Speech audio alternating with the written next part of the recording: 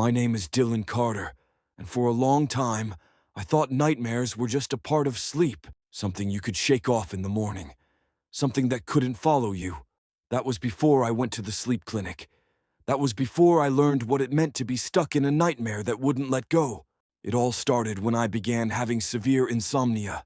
I'm not talking about staying up late or getting just a few hours of rest. I mean days without real sleep. My body would give out from exhaustion, and I'd collapse into a kind of blacked-out unconsciousness that didn't feel like sleep at all. And every time, I'd wake up drenched in sweat, terrified, with no memory of what I'd just experienced. But I knew something had happened. I could feel it in my bones, like I'd been somewhere else, somewhere I wasn't supposed to be. I tried everything. Sleep aids, meditation, even staying up until I passed out. Nothing helped. Then one day, my doctor referred me to a sleep clinic on the edge of town. I'd never heard of it before. He told me it was quiet, small, but very thorough. He said they had a high success rate with people who suffered from night terrors and extreme insomnia. At that point, I would have tried anything. The clinic looked more like an old hospital than a modern facility. A plain white building with flickering exterior lights and a worn-out sign that just read, Sleep Research Center. I arrived at 9 p.m., just as they'd asked. Inside, it was quiet. Too quiet.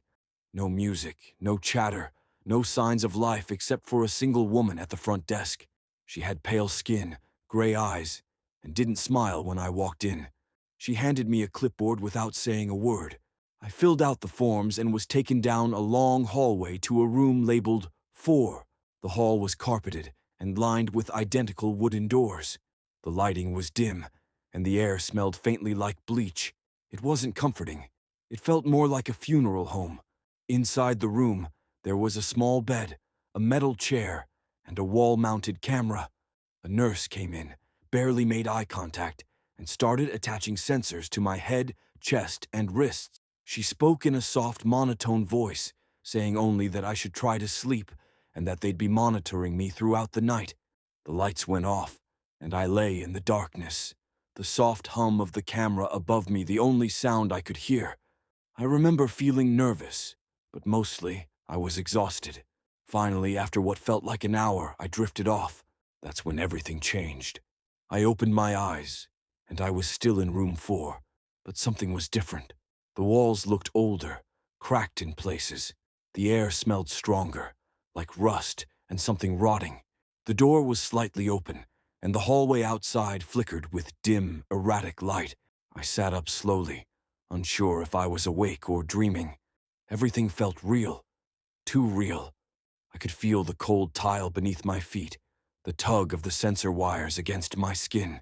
I walked to the door and peeked out. The hallway had changed completely. The doors were gone, replaced by blank walls on either side. At the far end stood a figure. It was tall and thin, its body twitching in small, unnatural jerks. Its head was tilted, like it was broken. It stood completely still for several seconds, then began gliding toward me. Not walking, gliding. Its feet never touched the floor. Its arms hung low, fingers dragging against the wall, leaving behind a black, smudged trail. I panicked and slammed the door shut. There was no lock. I pushed the chair against the handle and backed away. The lights flickered again and then went out completely. I stood in total darkness, breathing hard. Then, from right behind me, I heard a whisper. "Still awake?" I spun around, but no one was there. The door began to shake violently, like something on the other side was slamming into it again and again. Then, silence. I thought I'd wake up. I thought this was the nightmare. But when the lights flickered back on, I was still there, still in that room. Only now the walls were covered in writing. Words scrawled in red, like blood. "Wake up. Still sleeping.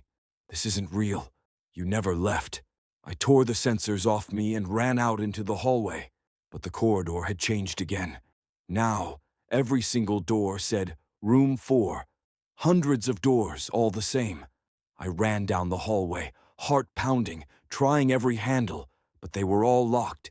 Then I saw something that made my blood run cold. I saw myself, standing in one of the doorways, watching me. He looked exactly like me but wore a twisted smile. He raised his hand and pointed to a door. I didn't know why, but I walked toward it, opened it, and then I woke up in the real room 4. Morning light poured through the window. The sensors were still attached to me. Everything seemed normal until I saw the nurse again. She walked in and asked if I slept well. Her voice was the same, but when I looked into her eyes, they were black. No whites, no iris, just solid black. I blinked, and suddenly they were normal again. She smiled at me this time. "We'll call you with the results," she said. I got dressed and left without saying another word. But things didn't go back to normal. That night when I went to sleep at home, I was back at the clinic. The same room, the same hallway, the same thing waiting for me in the dark. I tried everything to wake myself up, slapping, screaming, even trying to jump from the windows. Nothing worked.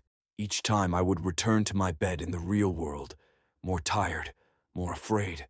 Sometimes I'd wake up with bruises and scratches I couldn't explain. Once, I had a bloody nose and no idea how it happened.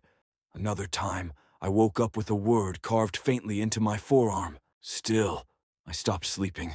I was terrified. I went to a different doctor, told them everything. They thought I was delusional, gave me pills.